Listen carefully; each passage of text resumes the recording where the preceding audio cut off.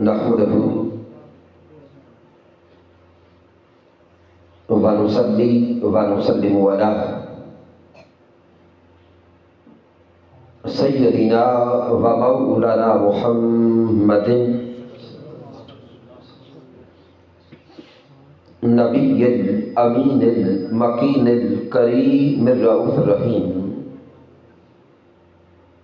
أما بعد فأعوذ بالله من الشيطان الرجيم. بسم الله الرحمن الرحيم.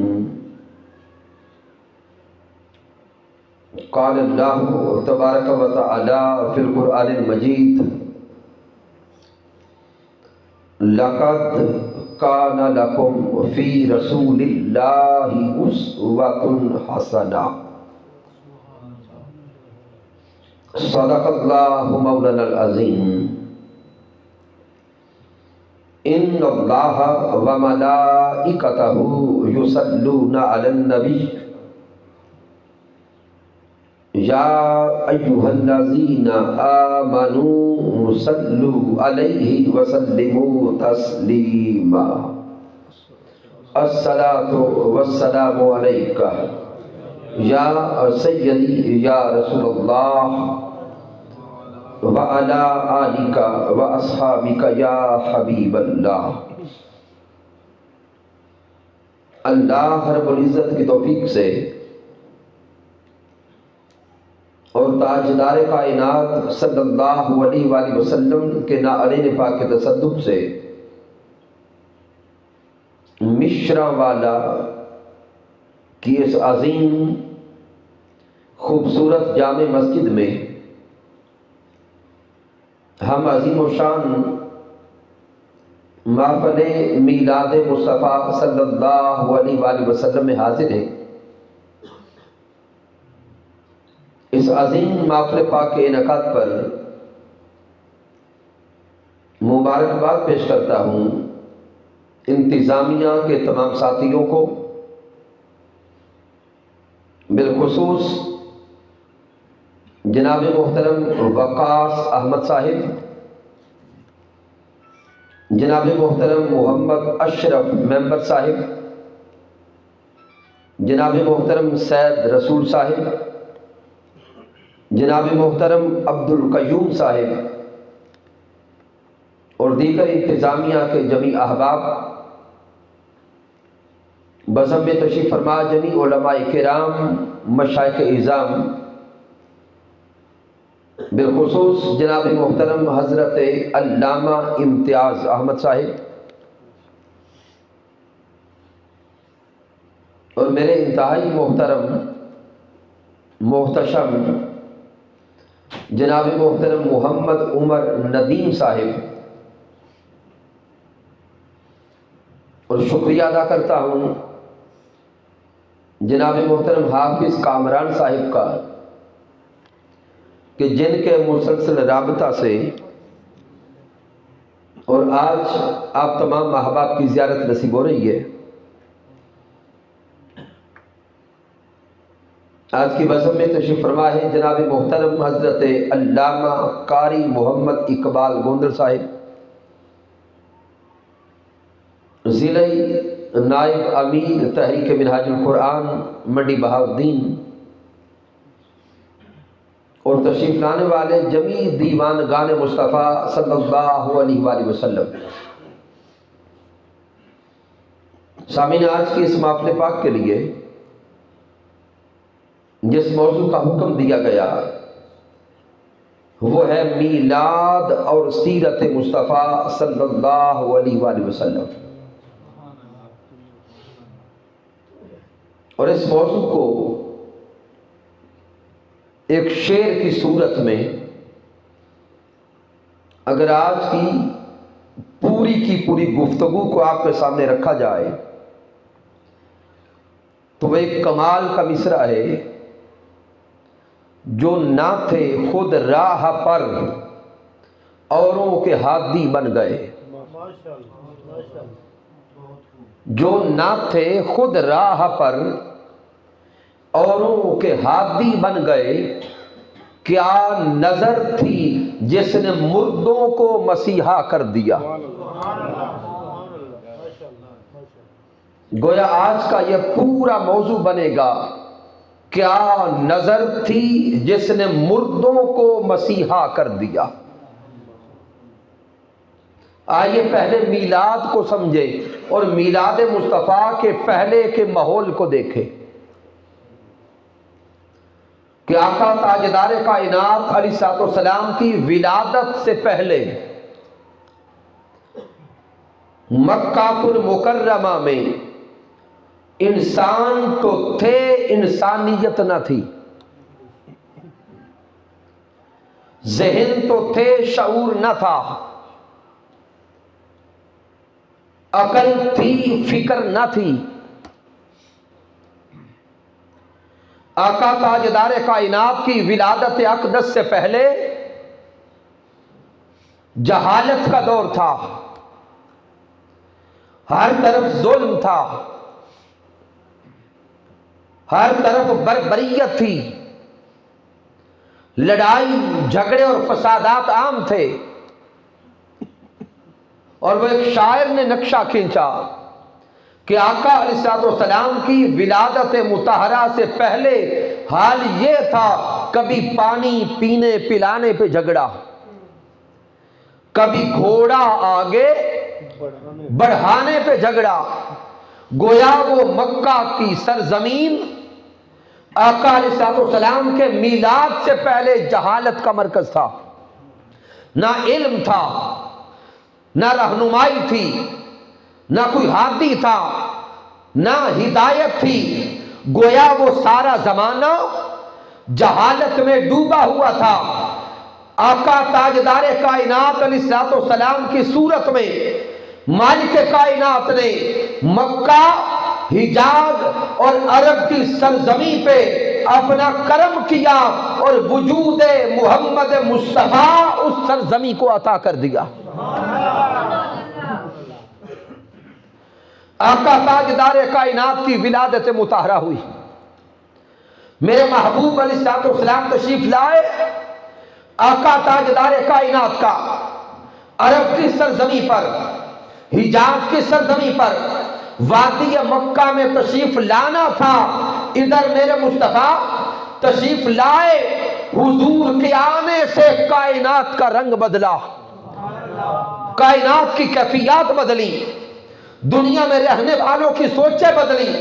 میرے پیارے محبوب جس دن تشریف لائے، رات جا رہی تھی، دن آ رہا تھا، میرے مصطفیٰ کا آنا تھا کہ اس دن کسی ایک بیٹی کو بھی درگور نہیں کیا گیا۔ میرے محبوب رحمت للعالمین بن کے تشریف لائے۔ اب سامعین، جب آقا علیہ الصلوۃ والسلام تشریف لائے، بعض احباب کہتے ہیں کہ حضور علیہ الصلوۃ والسلام نے اپنی تعلیمات کا آغاز 40 سال کی عمر میں گویا اعلان نبوت کے بعد کیا، لیکن ایسا نہیں ہے۔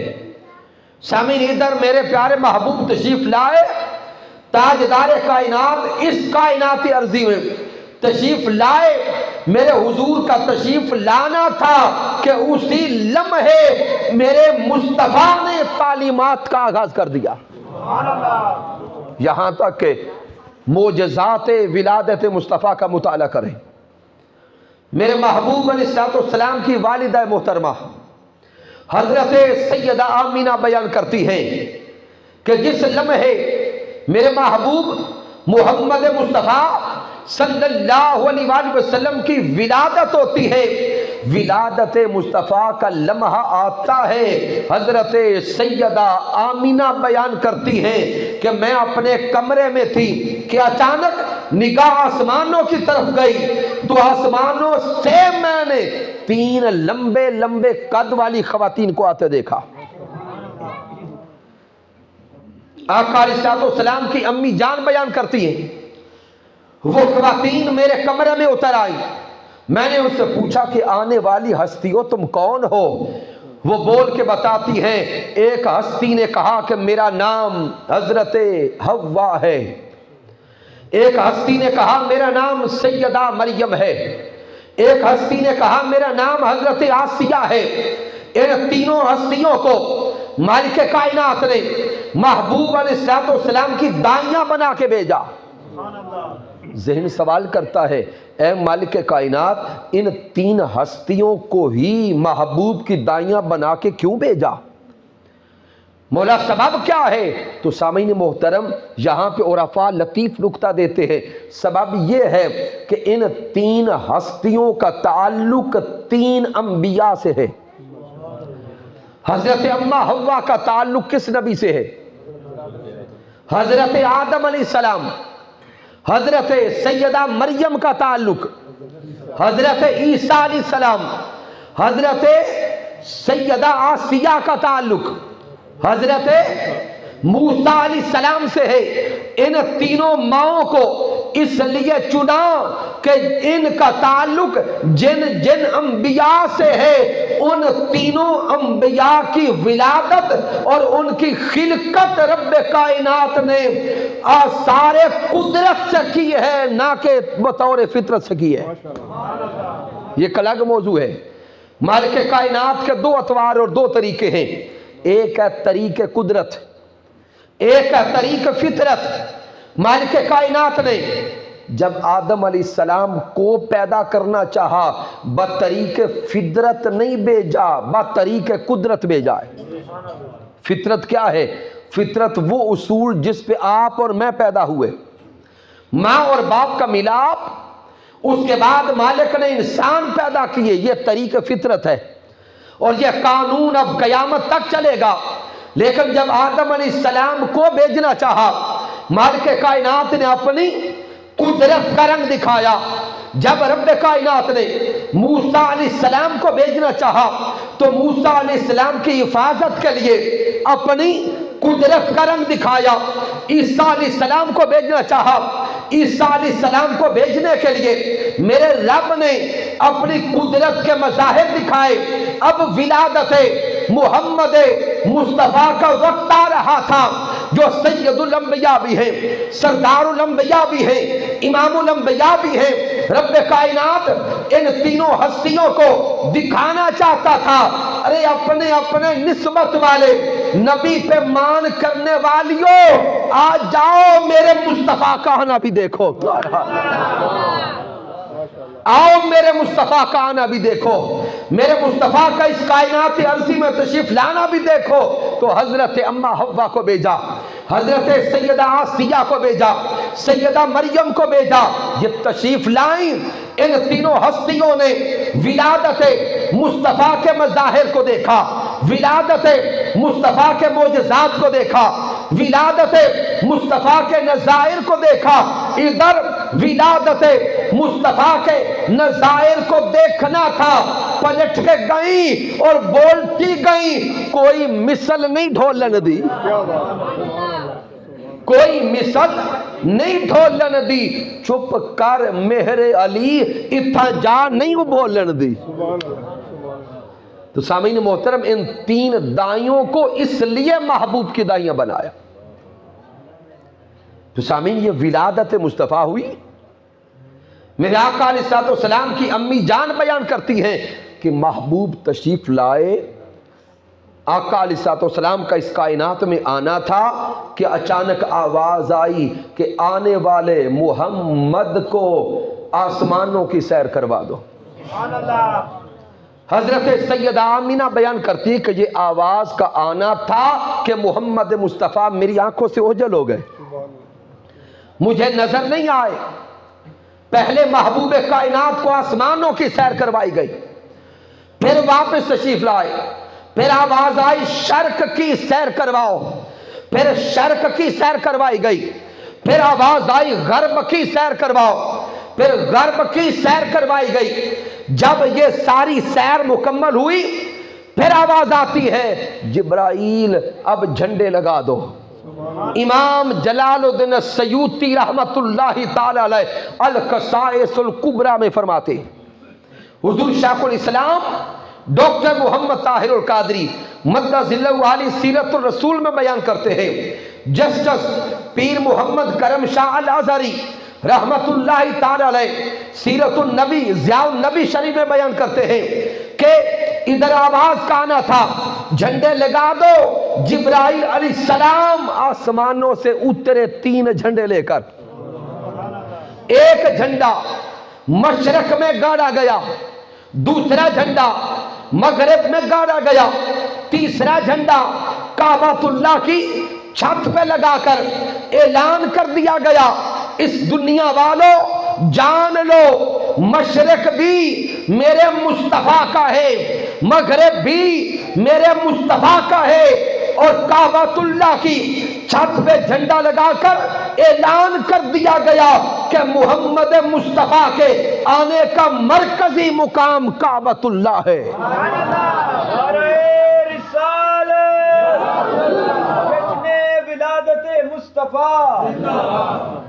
سیدہ آمینہ رضی اللہ تعالی عنہ بیان کرتی ہے جھنڈے لگا دیے گئے، محبوب علیہ السلام ساری سیر کر کے واپس پلٹ آئے۔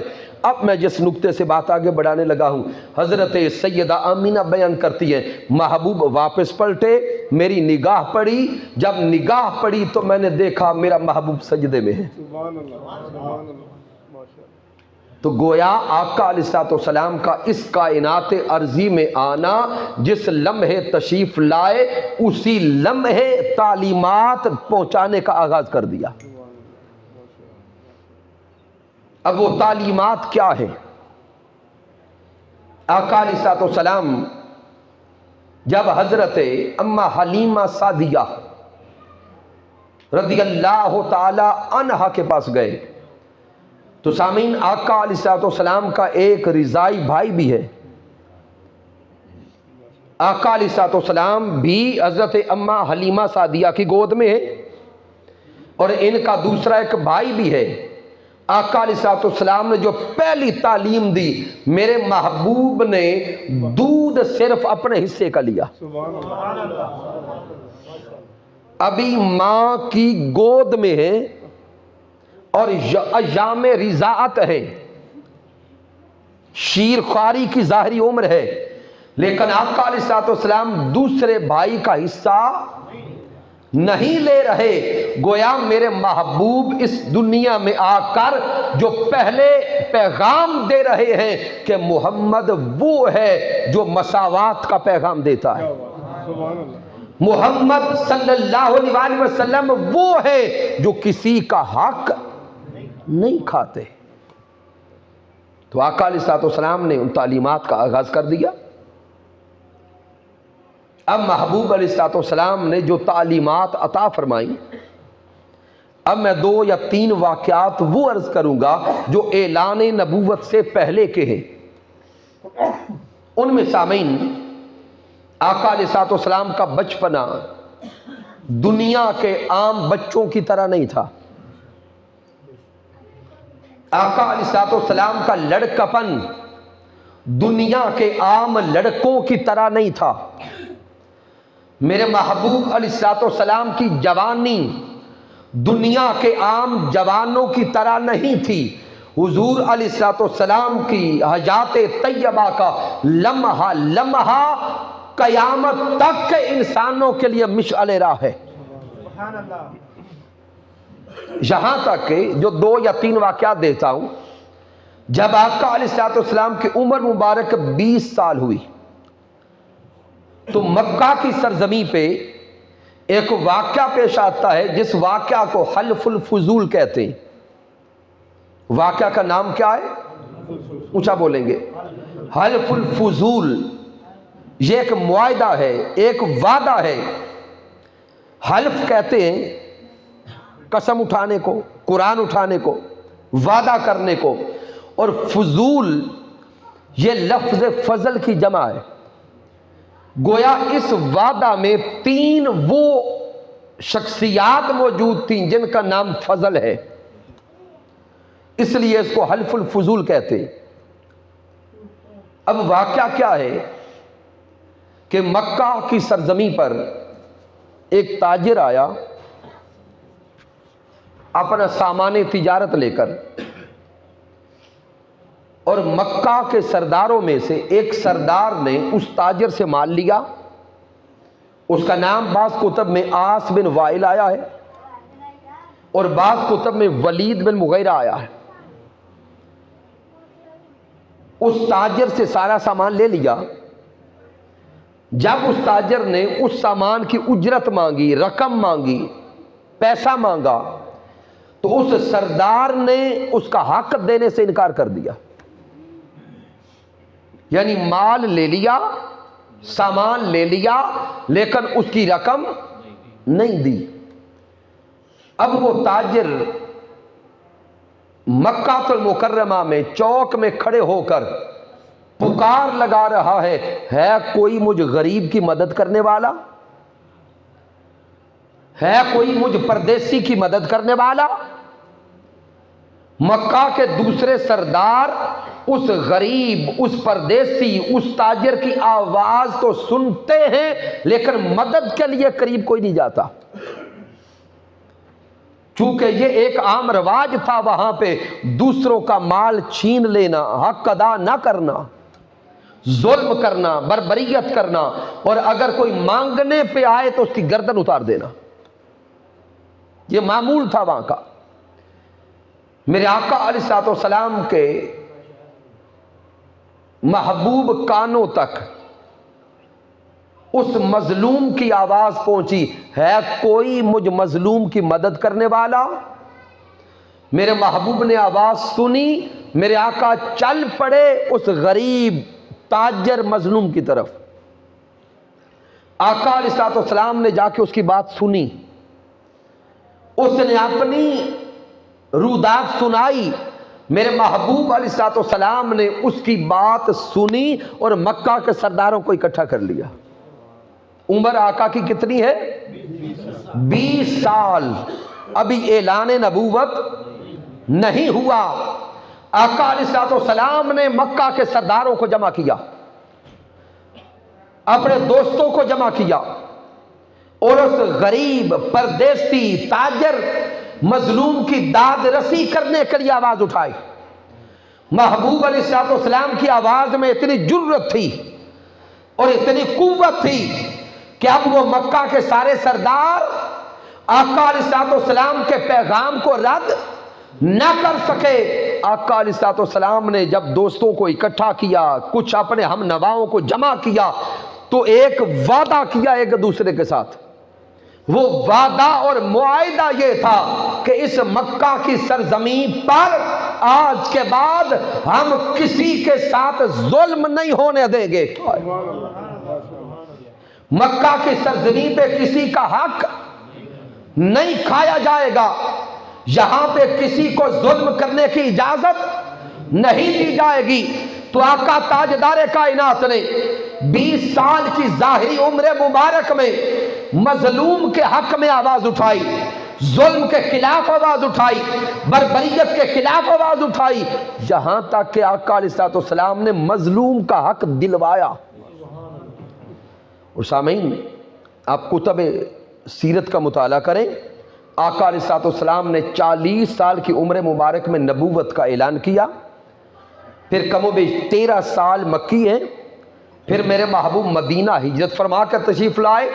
اپنی حیات ظاہری کے آخری ایام تک میرے آقا علیہ الصلوۃ والسلام اس معاہدہ حلف الفضول کو یاد کیا کرتے تھے، اور میرے محبوب یہاں تک فرماتے کہ مدینہ تشریف فرما ہے، ہجرت فرما کے آقا مدینہ تشریف لے آئے ہیں، لیکن آقا مسکرا کے فرماتے کہ آج بھی اگر میرے پاس کوئی آ کر اس معاہدہ حلف الفضول کا ذکر کر کے مدد مانگے گا، آج بھی میں اس کی مدد کرنے کے لیے مکہ جاؤں گا۔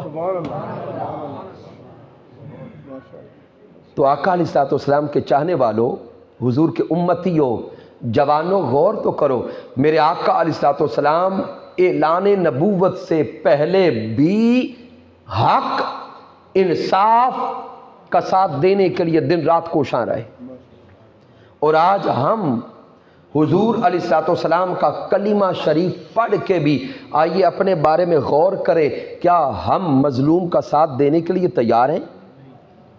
کیا ہم ظالم کا ہاتھ روکنے کے لیے تیار ہیں؟ نہیں، الا ماشاء اللہ، یارو مفادات کی دنیا بن گئی. آج کے مادیت پرستی کے دور میں دوسرے سے سلام بھی کوئی لیتا ہے تو کسی نہ کسی مفاد کے چکر میں، الا ماشاء اللہ. تو سامعین اس سے آگے چلیں. پھر آقا علیہ الصلوۃ والسلام کی جب حیات مبارکہ ظاہراً 25 سال ہوئی تو میرے محبوب علیہ الصلوۃ والسلام حضرت سیدہ خدیجہ الکبریٰ کا سامان تجارت لے کے تجارت پہ گئے. کہاں گئے؟ یہ باتیں مشکل تو نہیں ہیں. آقا علیہ الصلوۃ والسلام تجارت کے لیے روانہ ہو گئے. حضرت سیدہ خدیجہ الکبریٰ نے اپنا ایک غلام حضور کے ہمراہ بھیجا. اب آقا علیہ الصلوۃ والسلام کا انداز تجارت دیکھیے گا. راستے میں کوئی وجہ بنی، شاید بارش آئی یا کوئی وجہ بنی کہ کچھ سامان بھیگ گیا. جب آقا علیہ الصلوۃ والسلام سامان تجارت لے کے بیچنے کے لیے منڈی میں پہنچے، بازار میں پہنچے، تو میرے حضور علیہ الصلوۃ والسلام نے جو مال بھیگا تھا اسے الگ لگایا اور جو مال بالکل صحیح تھا اسے الگ لگایا. اور جب کوئی خریدنے کے لیے آتا اور جب آقا علیہ الصلوۃ والسلام کے پاس پہنچتا اور پوچھتا کہ مال کی قیمت کیا ہے، تو میرے حضور قیمت سے پہلے جس مال کا نقصان ہوا تھا اس کا نقص پہلے بتاتے. سبحان اللہ. میرے محبوب علیہ الصلوۃ والسلام مال کے اندر جو نقص تھا وہ پہلے بتاتے.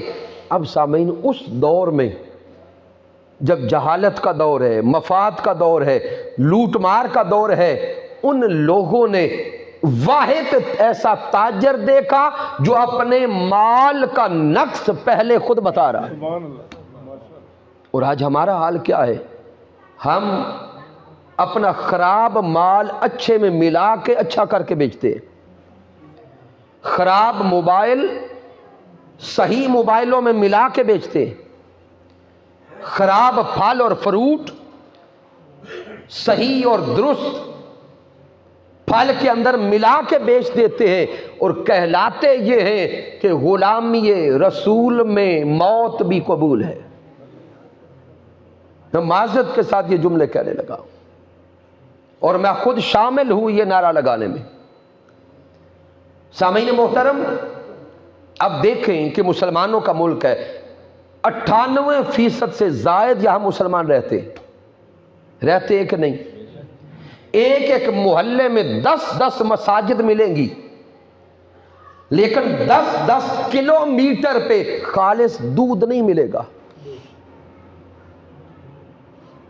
دودھ میں ملاوٹ ہم کریں، کھانے پینے کے راشن اور اشیاء میں ملاوٹ ہم کریں، گھی سے لے کر مرچوں تک ہر شے میں ملاوٹ ہم کریں، اور پھر سڑک پہ آ کے نعرہ لگائیں غلامی رسول میں موت بھی قبول ہے. تو سامعین یوم قیامت حضور پوچھیں گے نہیں کہ جب جینا میری سیرت کے مطابق نہیں تھا تو پھر مرنا کیوں ملے گا.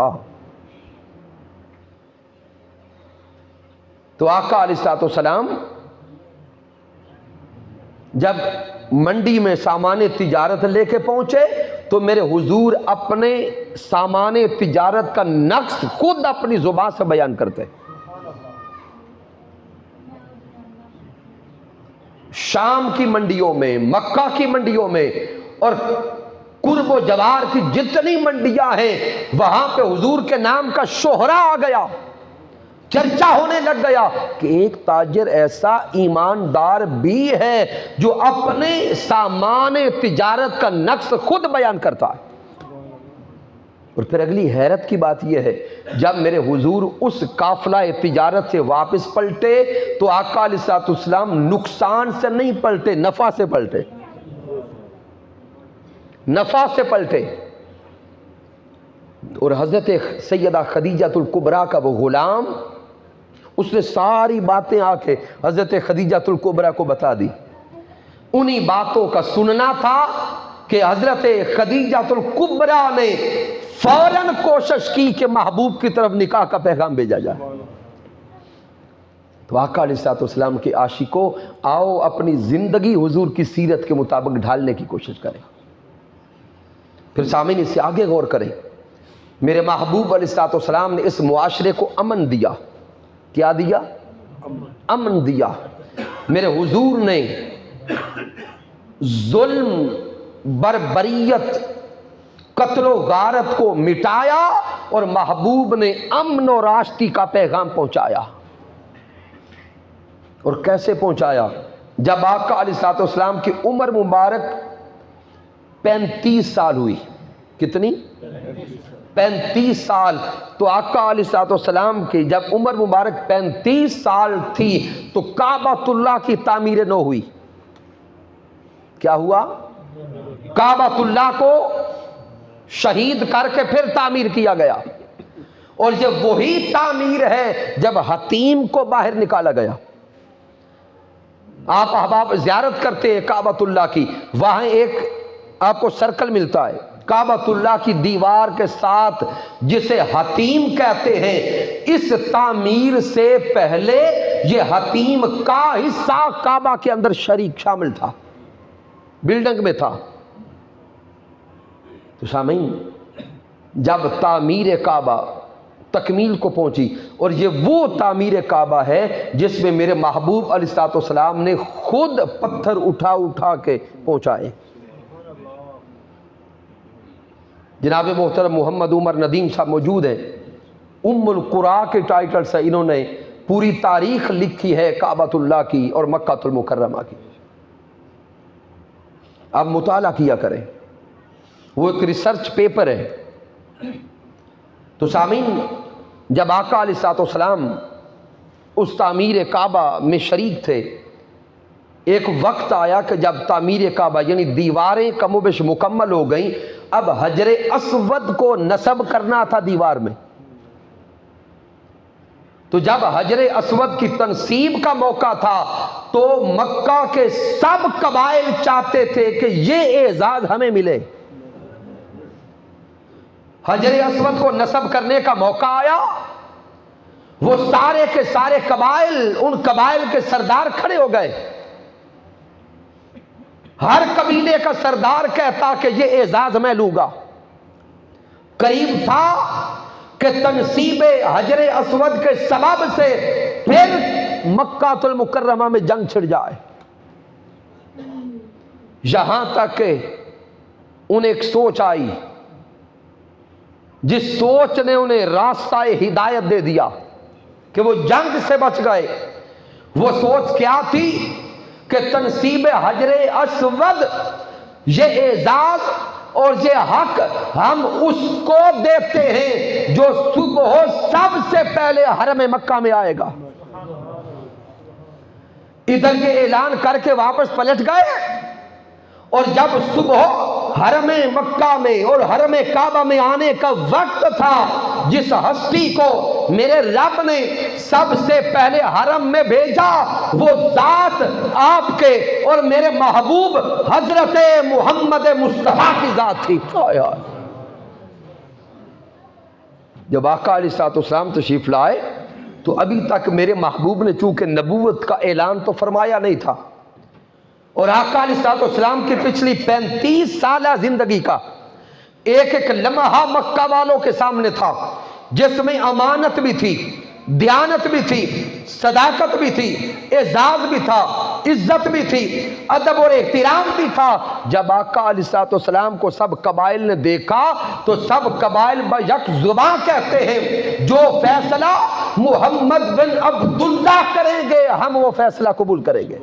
نعرہ تکبیر، نعرہ رسالت، نعرہ تحقیق، نعرہ حیدری، عظمت و شان مصطفیٰ۔ اب محبوب علیہ الصلوۃ والسلام نے کیا فیصلہ فرمایا؟ وائی جائیں حضور کی حکمت پر، حضور تاجدار کائنات کی بصیرت پر۔ اب میرے آقا علیہ الصلوۃ والسلام چاہتے تو خود اپنے دست اقدس سے حجر اسود کو نصب کر دیتے، کسی کا اعتراض نہ ہوتا، اعتراض تو نہ ہوتا لیکن دل میں کسک رہتی، ایک کمی رہ جاتی اور اندر اندر بیٹھ کے شاید باتیں کرتے کہ چلے ہم لڑتے تو نہیں ہیں، کتنا ہی بہتر ہوتا کہ کسی طریقے ہم بھی شامل ہوتے. یعنی ایک تڑپ قائم رہتی. واری جائیں آقا پر. میرے آقا علیہ الصلوۃ والسلام نے سب قبائل کو اکٹھا کیا، سرداروں کو بلا کے میرے حضور نے فرمایا چادر بچھاؤ. چادر بچھائی گئی. میرے آقا علیہ الصلوۃ والسلام نے حجر اسود اپنے پیارے پیارے گورے گورے سوہنے سوہنے دست اقدس میں لے کے اس چادر پہ رکھا. اب سب قبائل کے سرداروں کو بلا کے کہا کہ آؤ سارے سرداروں، سب مل کے حجر اسود کو نصب کرتے. سب قبائل کے سردار آ گئے. سب قبائل کے سرداروں نے مل کر اس چادر کو اٹھا لیا، لے کے آگے چلے، دیوار کعبۃ اللہ کے قریب آئے. جب سب شریک ہو گئے، اب میرے آقا نے اپنے دست اقدس میں حجر اسود کو لے کر کعبۃ اللہ میں نصب کر دیا. تو وہ اتنی بڑی جنگ جو چھڑنے والی تھی، میرے محبوب نے اس کا اینڈ امن پہ کر دیا، آشتی پہ کر دیا. تو سامعین، آقا علیہ الصلوۃ والسلام تو معاشرے سے ظلم و بربریت مٹانے آئے، اور معاذ اللہ ہم حضور کا کلمہ پڑھنے والے ایک بھائی دوسرے بھائی کا گلا کاٹ رہے. ہر طرف لڑائی جھگڑا اور فساد نظر آتا ہے. آقا علیہ الصلوۃ والسلام سے محبت و عشق کرنے والوں، اللہ کی عزت کی قسم، وہ انسان جو دوسرے انسان کی جان لیتا ہے، دوسرے انسان کا خون بہاتا ہے، خون بہانے والا اگر دن رات تہجد گزاریاں کر کے روزے بھی رکھتا رہے تو مولا کس کی عبادت قبول نہیں کرے گا. چونکہ مالک کائنات قرآن مجید فرقان حمید میں انسان کی عزت کو بیان کرنے کے لیے 4 قسمیں اٹھاتا ہے. میرا رب فرماتا ہے والتین والزیتون وطور سینین وہذا البلد الامین. یہ 4 قسمیں اٹھا کے رب فرماتا ہے لقد خلقنا الانسان فی احسن تقویم، تحقیق ہم نے انسان کو بہترین صورت پہ پیدا کیا. تو غور کریں، وہ رب جو اس انسان کی 4 قسمیں کھائے، تو کیا وہ رب چاہے گا کہ انسان کو قتل کیا جائے؟ پھر سامعین محترم اس سے آگے غور کریں. مالک کائنات قرآن مجید میں کبھی فرماتا ہے وَلَقَدْ كَرَّمْنَا بَنِي آدم، ہم نے بنی آدم کو کرامت عطا کی، عزت عطا کی، عظمت عطا کی. تو مالک جس انسان کو عزت و احترام کا شرف دیتا ہے، کیا رب چاہے گا کہ اس انسان کی تذلیل کی جائے؟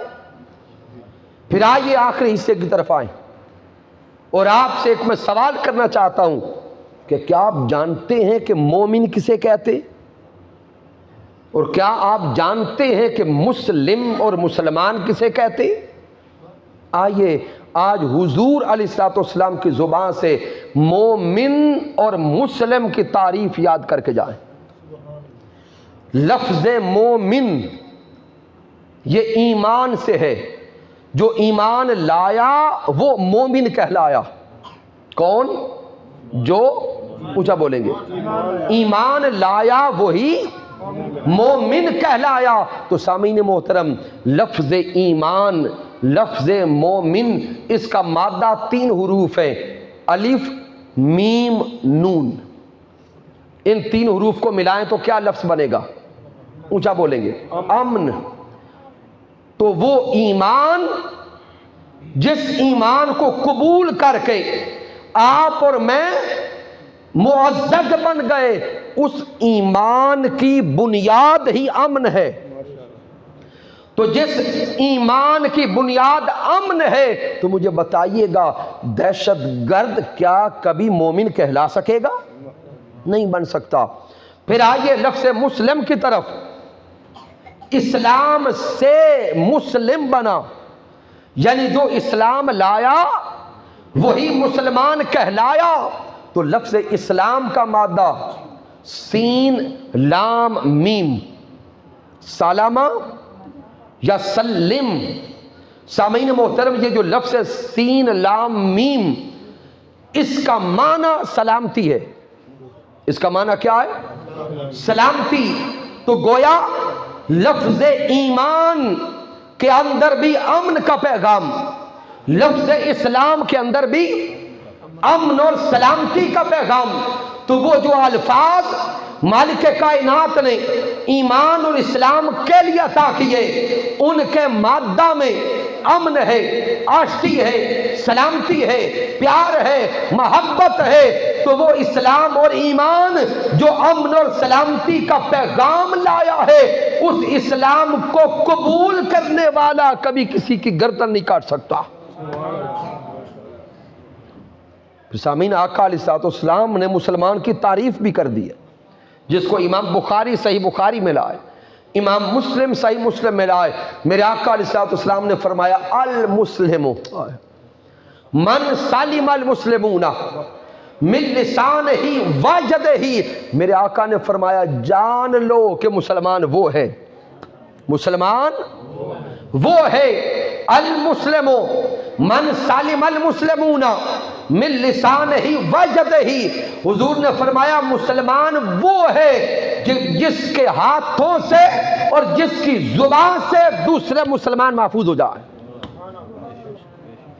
تو آقا نے تعریف کر دی مسلمان کی کہ مسلمان کہلانے کا حقدار وہ ہے جس کی زبان سے اور ہاتھوں سے دوسرے بولیں گے محفوظ ہو جائیں. اب سامعین مجھے بول کے بتائیے گا کہ انسان زبان سے کسی کو کیا نقصان دیتا ہے؟ جب زبان سے انسان بولتا ہے، اگر نرم بولے تو دل جڑتے ہیں، نرمی سے کلام کرے تو دل جڑتے ہیں، سختی سے کلام کرے تو دل ٹوٹتے ہیں. تو مالک کائنات نے اور میرے مالک کے محبوب نے تو یہاں تک فرما دیا جو زبان سے دوسرے کا دل توڑتا ہے وہ بھی مسلمان کہلانے کا حقدار نہیں ہے. اور یہاں دیکھیں آئے روز ایک مسلمان کی جان لے رہا ہے، اور شومی قسمت اور ظلم کی انتہا اس قتل و غارت میں ہمارا ضلع منڈی بہاؤالدین پورے ملک میں ٹاپ کر جاتا ہے. سینکڑوں جوانوں کی اموات قتل و غارت سے ہو گئے. آقا علیہ الصلوۃ والسلام سے محبت کا دم بھرنے والوں، آؤ اگر معاشرے کو بدلنا چاہتے ہیں تو پہلے ہمیں اپنی سوچوں کو بدلنا ہوگا، اپنے انداز اور اپنے کردار کو بدلنا ہوگا.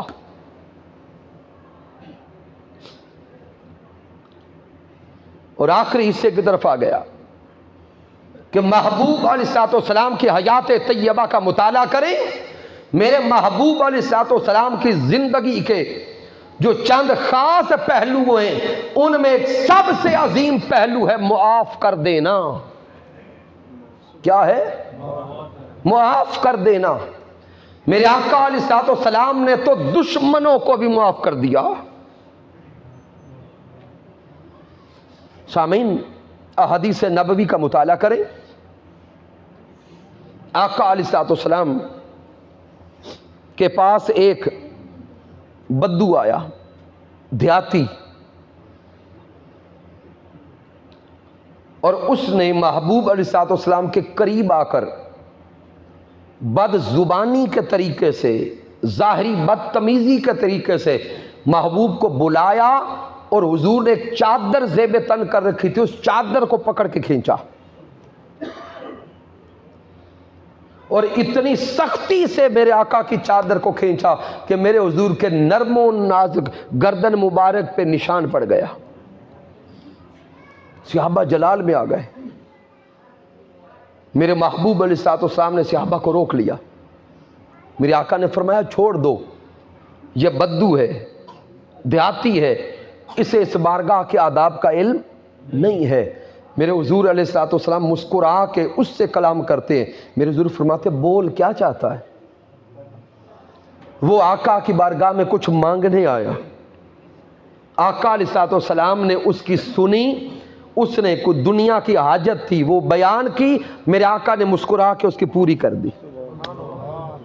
ایک بار بھی بیان نہیں کیا کہ بھئی تجھے آداب نہیں ہیں بلانے کے، اظہار ہی نہیں کیا۔ تو آقا کے چاہنے والوں، کیا ہم اپنے بھائیوں کو معاف نہیں کر سکتے؟ پھر سامعین، حضور علیہ السلام کی حیات مبارکہ کا واقعہ آپ نے سنا ہے۔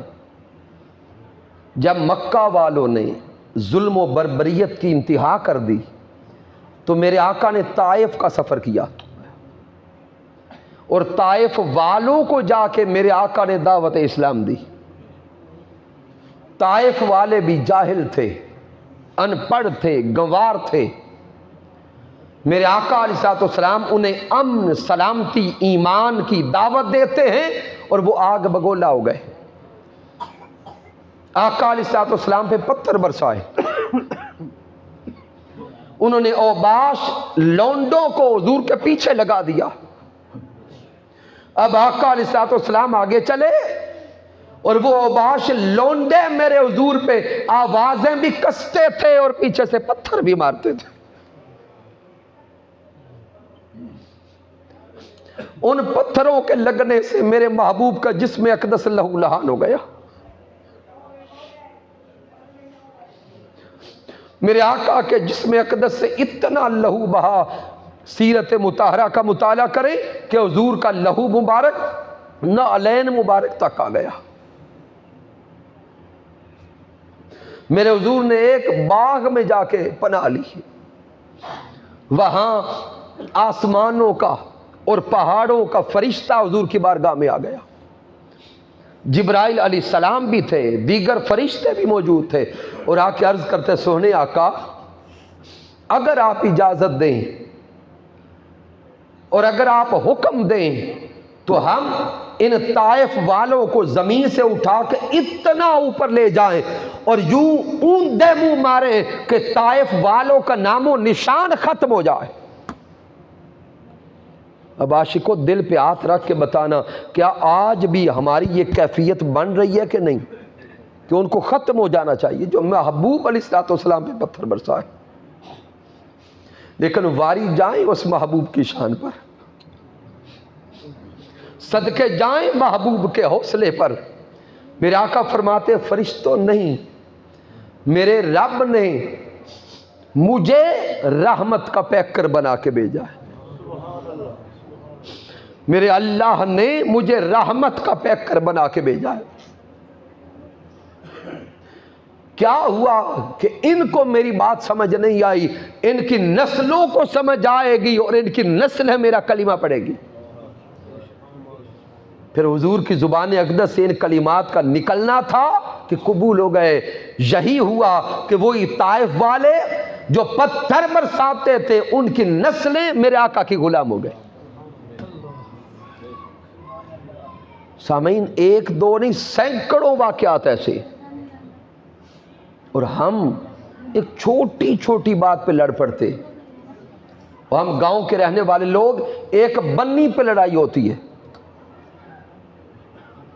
8-10 کلے اس طرف، 8-10 کلے اس طرف، لڑائی ہو گئی، بنی چھانگنے دو، اور اس لڑائی نے وہی پھر جہالت کا منظر دکھایا۔ ایک ایک بنی پہ لڑائی ہوئی اور دونوں خاندانوں کے کتنے کتنے لوگ قتل و غارت کی نظر ہو گئے۔ کیا یہ ہمارے ضلع میں نہیں ہوا؟ پھر یہ ہمارے قریب کا علاقہ ہے۔ یہ 2 سال یا سال 1.5 سال پہلے کی بات ہے، ایک گلی بنانے پہ لڑائی ہوئی ہے، اور شاید 8-10 لوگ اسی ایک گلی کا لیول رکھنے پہ مارے گئے۔ تو کیا ہم نے وہی جہالت کے دور کو زندہ نہیں کیا ہوا؟ میں معذرت چاہتا ہوں، شاید بعض احباب محسوس کریں کہ علامہ صاحب شاید کسی اور پٹڑی پہ چڑھ گئے۔ یارو، اس منبر رسول پہ بیٹھ کے اگر یہ سمجھانا اور پیغام پہنچانا ہماری ذمہ داری نہیں تو پھر کسی کی نہیں۔ اور آخری حدیث پاک دینے لگا کہ میرے آقا علیہ السلام نے کہاں تک معاف کیا۔ وہ مکہ والے وہ بدترین دشمن جنہوں نے ایک بار نہیں درجنوں بار میرے حضور کو شہید کرنے کی کوشش کی۔ آقا علیہ الصلوۃ والسلام کے 13 سال جو مکی زندگی کے ہیں، ایک دن بھی سکھ اور چین سے نہیں رہنے دیا۔ میرے آقا نے نبوت کا اعلان فرمایا، وہ دشمن ہو گئے۔ ابو لہب جیسا ظالم دشمن جو انگلی کا اشارہ کر کے کہتا ہے اے محمد ہمیں اس لیے بلایا تھا تیرا بھلا نہ ہو، استغفار، جس کی مذمت میں پھر میرا رب سورۃ اللہب اتارے، تبت یدا ابی لہب و تب۔ آقا علیہ الصلوۃ والسلام کے قریب جو آپ کے غلام آئے جنہوں نے کلمہ پڑھا، حضور کے غلاموں کو شہید کیا گیا، یہاں تک کہ دین اسلام کی پہلی شہیدہ حضرت سمیہ، ان کو کس دردناک طریقے سے شہید کیا گیا۔ خود آقا علیہ الصلوۃ والسلام اور حضور کے صحابہ کو ایک گھاٹی میں قید کر دیا گیا۔ کون کون جانتا ہے یہ سیرت کے پہلو؟ میرے محبوب کو قید کر دیا گیا شعب ابی طالب میں، کم و بیش 3 سال تک حضور اور آپ کے صحابہ محصور رہے، اور قید کا حال یہ تھا کہ نیچے بازار سے، منڈی سے پانی اور کھانا تک اس وادی میں نہیں آنے دیا جاتا تھا۔ اس کائنات کے والی اور میرے حضور کے صحابہ بھوک کے عالم میں درختوں کے پتے تک کھا کے گزارا کرنا پڑا۔ پھر آقا علیہ الصلوۃ والسلام کو مکہ چھوڑ کے مدینہ جانا پڑا۔ جب آقا علیہ الصلوۃ والسلام مدینہ المنورہ تشریف لائے، کم و بیش 11 سال ہے مدنی زندگی کے۔ کتنے ہیں؟ 11 سال، اور ان 11 سالوں میں 80 کے قریب جنگیں ہیں جو مسلط کی گئی، کچھ غزوات اور سرایا ہے۔ اب مشرا والا میں بیٹھنے والوں، 11 سالوں میں اگر 80 جنگیں لڑنی ہوں تو آپ اوسطاً نکالیں کہ ایک سال میں کتنی بنتی ہیں؟ کم و بیش 7 یا 8 جنگیں ایک سال۔ اب مجھے بتائیے گا سال کے مہینے کتنے؟ 12، اور 12 مہینوں میں جنگیں 7 یا 8۔ اب مجھے بتائیے گا کتنے مہینے پھر سکھ کے گزرے ہوں گے؟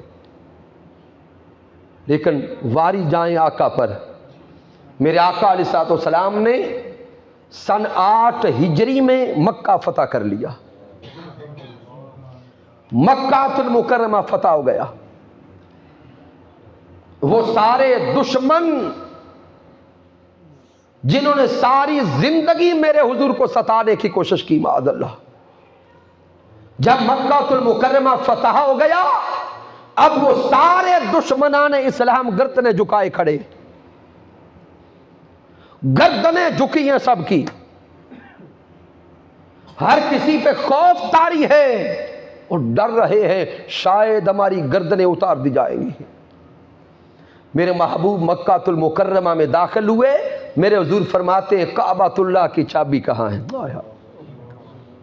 عثمان بن طلحہ کعبہ کا متولی تھا، اس کے پاس کعبۃ اللہ کی چابی تھی، وہ چابی لے کے کانپتا ڈرتا آقا کی بارگاہ میں آیا۔ میرے آقا علیہ الصلوۃ والسلام نے کعبۃ اللہ کی چابی لی، اللہ کے گھر کا دروازہ کھولا، اندر تشریف لے گئے، اندر جا کے شکرانے کے نوافل ادا کیے۔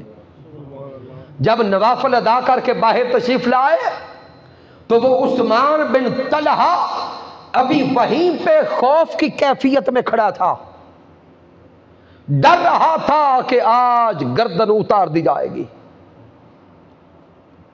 یہاں تک کہ میرے آقا عثمان بن طلحہ کے پاس آئے اور میرے حضور بول کے کہتے عثمان بن طلحہ یاد کرنا وہ وقت، آج وقت بدل گیا، تلک الایام نداولها بین الناس، وقت ہمیشہ بدلتا ہے، ایک جیسا نہیں رہتا۔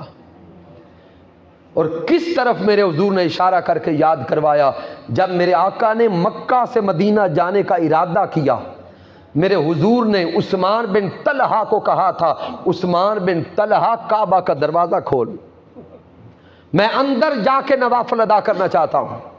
لیکن عثمان بن طلحہ جو اس وقت بدترین دشمن تھا، بول کے کہتا ہے، اے محمد بن عبداللہ، دنیا کے ہر فرد کے لیے کعبہ کا دروازہ کھل سکتا ہے، لیکن آپ کے لیے نہیں کھولوں گا۔ میرے حضور کی آنکھیں برسی۔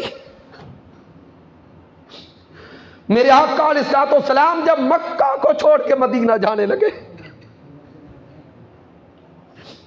حضور تاجدار کائنات فرما رہے تھے، اے مکہ، مجھے تجھ سے بڑا پیار ہے، مجھے تجھ سے بڑا پیار ہے، لیکن اے مکہ، تیرے باسی مجھے یہاں رہنے نہیں دیتے۔ میرے حضور مکہ المکرمہ کو جب چھوڑ رہے تھے تو آنکھیں برس رہی تھی۔ میرے حضور برستی آنکھوں کے ساتھ مکہ کو چھوڑ گئے۔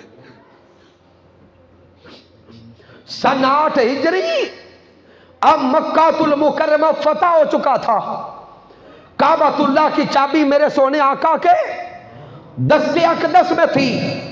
عثمان بن طلحہ حضور کے سامنے کھڑا تھا۔ میرے حضور نے یاد کروایا اور فرمایا، عثمان بن طلحہ اپنے ہاتھ آگے کر۔ عثمان بن طلحہ ڈر گیا کہ شاید میرے ہاتھ کٹوا دیں۔ میرے آقا نے پھر فرمایا کہ عثمان بن طلحہ اپنے ہاتھ آگے کر۔ وہ کپ کپاتا، لرزتا ہوا اپنے ہاتھ آگے کرتا ہے۔ ارے واری جائیں شان مصطفیٰ پر، صدقے جائیں رحمت مصطفیٰ پر۔ میرے پیارے مصطفیٰ، کعبۃ اللہ کی چابی عثمان بن طلحہ کے ہاتھوں پہ رکھ کے پھر فرماتے ہیں، اے عثمان بن طلحہ، تو نے میرے لیے کعبہ کا دروازہ نہیں کھولا تھا، وہ تیرا کردار تھا۔ آج پھر میں کعبہ کی چابی تیرے ہاتھوں میں دیتا ہوں، تجھے پھر کعبہ کا متولی بناتا ہوں، تیری معافی کا اعلان کرتا ہوں۔ وہ تیرا کردار تھا، یہ محمد مصطفیٰ کا کردار ہے۔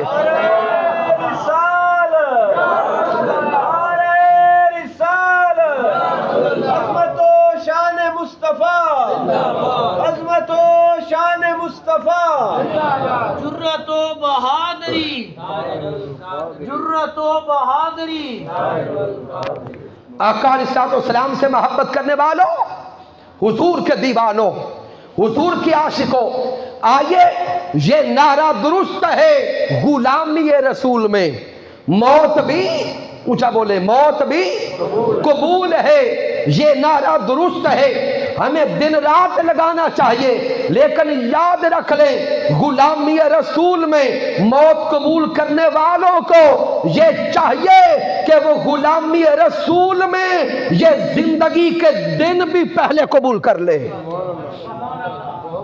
اللہ کی عزت کی قسم، اگر غلامی رسول میں جینا نصیب ہو گیا، اگر غلامی رسول میں جینا نصیب ہو گیا تو موت خود غلامی رسول میں آ جائے گی۔ سامعین محترم، موت غلامی قبول میں آنا تو کیا، جو لوگ غلامی رسول میں جیتے ہیں، موت ان کی خود غلام بن جاتی ہے۔ بلے شاہ اسا مرنا نہیں، گور پہا کوئی ہور۔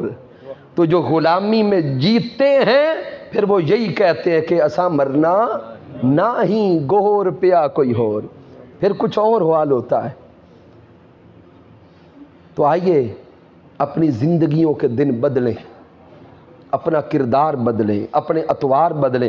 اور آج کی اس محفل میلاد مصطفیٰ صلی اللہ علیہ وآلہ وسلم میں آنے والے جتنے ساتھی ہیں، آئیے اپنے دل کی طرف نگاہ کر کے حضور کی محبت و عشق کا جتنا جذبہ ہے اس کو جمع اور اکٹھا کر کے نیت کریں کہ جس کے ساتھ ہم ناراض ہیں، آج حضور کو گواہ بنا کے ہم راضی ہوتے ہیں۔ کیا دل صاف کرتے ہیں؟ کئی لوگ بالکل چپ ہیں. کیا دل صاف کرتے ہیں؟ ناراضگیاں مٹاتے ہیں؟ راضی نامے کی طرف بڑھتے ہیں؟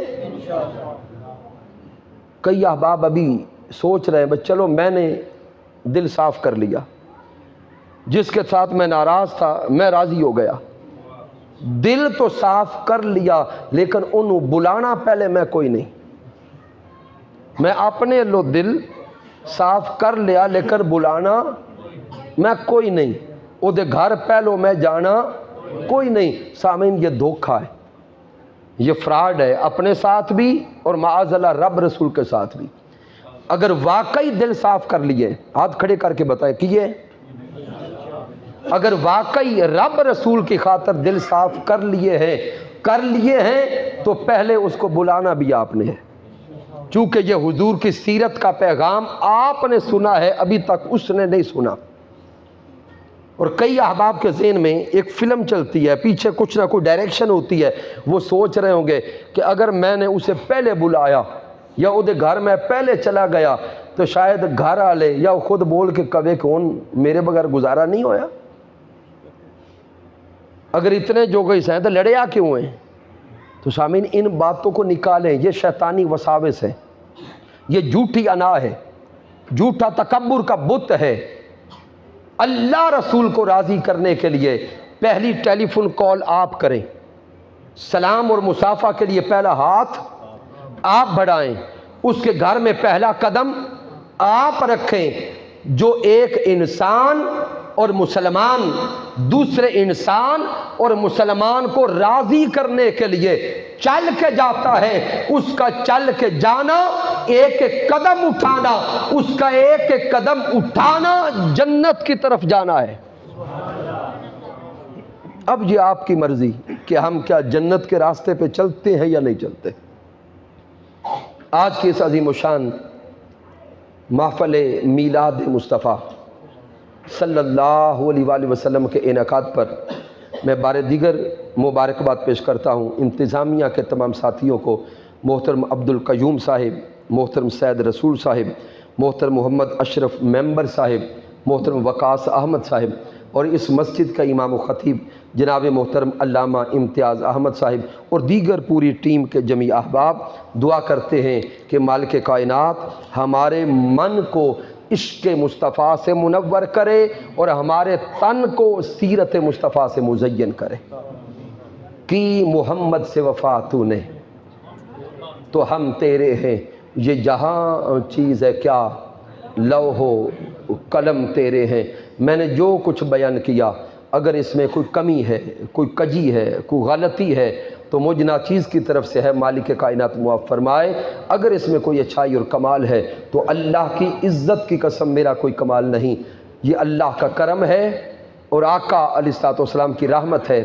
میرے قائد، میرے مربی، میرے استاذ حضور شیخ الاسلام ڈاکٹر محمد طاہر القادری مدہ ذلہ والی کی صحبت کا فیضان ہے.